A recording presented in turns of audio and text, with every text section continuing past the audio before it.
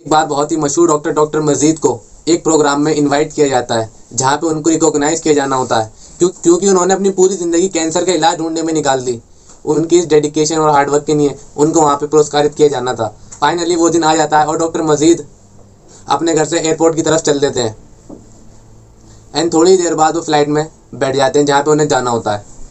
और वो फ्लाइट जैसे ही हवा में टेक ऑफ करती है, थोड़ी देर उड़ने के बाद तूफान आ जाता है। तो तूफान की वजह से उस फ्लाइट की इमरजेंसी लैंडिंग करानी पड़ जाती है। तो डॉक्टर मजीद सोचते हैं कि मेरे को जल्दी जाना है, तो जल्दी जाने के लिए डॉक्टर मजीद वहाँ से एक टैक्सी रेंट पे ले लेते हैं और उसको खुद ड्राइव करके लेके जाते हैं। और बाहर बहुत तेज़ की आंधी आ रही होती है, मिट्टी उड़ रही होती है, तो वो जल्दबाजी के चक्कर में एक गलत कट ले लेते हैं। तो वो ऐसी जगह पहुँच जाते हैं जिस जगह का उन्हें नाम तक भी पता नहीं होता, क्योंकि उनको घर से निकले हुए बहुत देर हो चुकी होती है। तो उनको बहुत ज़ोर से प्यास और भूख लग रही होती है। तो वो हिम्मत करके वहाँ पे एक दरवाजे के पास जाके खटखटाते हैं। तो वहाँ से एक औरत निकल के आती है और वो उस औरत से कहते हैं कि मैं बहुत ही देर से अपने घर से निकला हुआ हूँ, तो मेरे को बहुत ज़ोर की प्यास लग रही है, तो क्या आप मेरे को पानी पिला सकते हैं। तो वो औरत उनसे कहती है कि बाहर बहुत तेज़ की आंधी आ रही है, धूल उड़ रही है, तो आप एक काम करिए, आप हमारे घर के अंदर आ जाइए, मैं आपको पानी दे देती हूँ।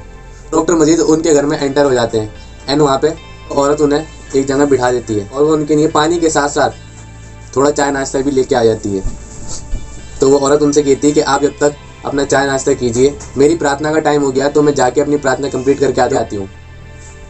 तो डॉक्टर मजीद नाश्ता करते हुए घर की चारों तरफ देखते हैं कि वहाँ पे एक पलंग पे एक बच्चा पड़ा हुआ होता है और वो सो रहा होता है। अपनी मन में सोचने लग जाते हैं कि इस घर की हालत तो कुछ ज़्यादा ख़राब लग रही है।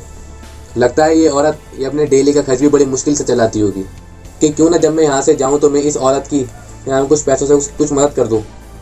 तो थोड़ी देर बाद वहाँ पे औरत आ जाती है और डॉक्टर मजीद उनसे कहते हैं, शुक्रिया कि आपने मेरे को अपने घर में बुलाया और मेरे को चाय नाश्ता कराया, तो आपकी कुछ मदद करना चाहता हूँ, कि बताइए क्या मैं आपको कुछ पैसे दे के मदद कर सकता हूँ। तो वो औरत कहती है कि मेरी मदद आप नहीं कर सकते, मेरी मदद तो सिर्फ ऊपर वाला ही कर सकता है। तो ये सुन के डॉक्टर मजीद बहुत हैरान हो जाते हैं और वो उस औरत से पूछते हैं कि ऐसा क्यों। इस बेड पे ये जो बच्चा लेटा हुआ है, इसको एक अलग तरीके का कैंसर है, जिसका इलाज सिर्फ पूरी दुनिया में एक ही डॉक्टर कर सकते हैं और जिनका नाम है डॉक्टर मजीद। डॉक्टर मजीद बड़े ही हैरान हो जाते हैं। वो मन ही मन में सोच रहे होते हैं कि मैं अब तक सोच रहा था कि अचानक मेरे फ्लाइट में होते हुए तूफ़ान का आना एक इत्तेफाक है, एक गलत कट लेना वो भी एक इत्तेफाक है, लेकिन ये कोई इत्तेफाक नहीं है, ये तो खुदा ने किया है जो मेरे को यहाँ इस बच्चे के पास पहुँचाना चाहता था।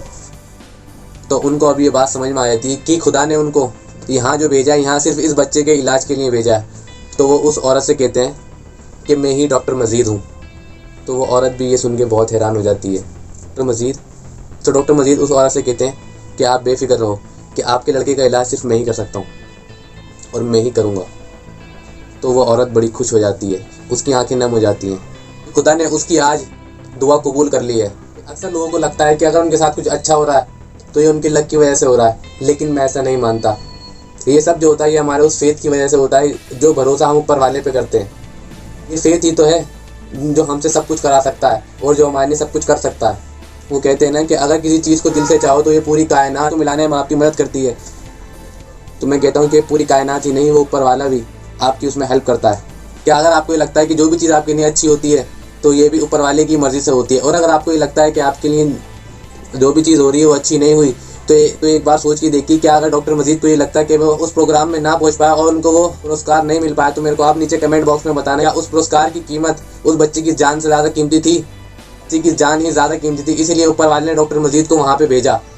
अगर आप मेरे इस मैसेज को अच्छी तरीके से समझ गए हैं तो आप इस वीडियो को लाइक करो, कमेंट करो, शेयर करो, और अगर आप इस चैनल पर नए हैं तो चैनल को सब्सक्राइब करो।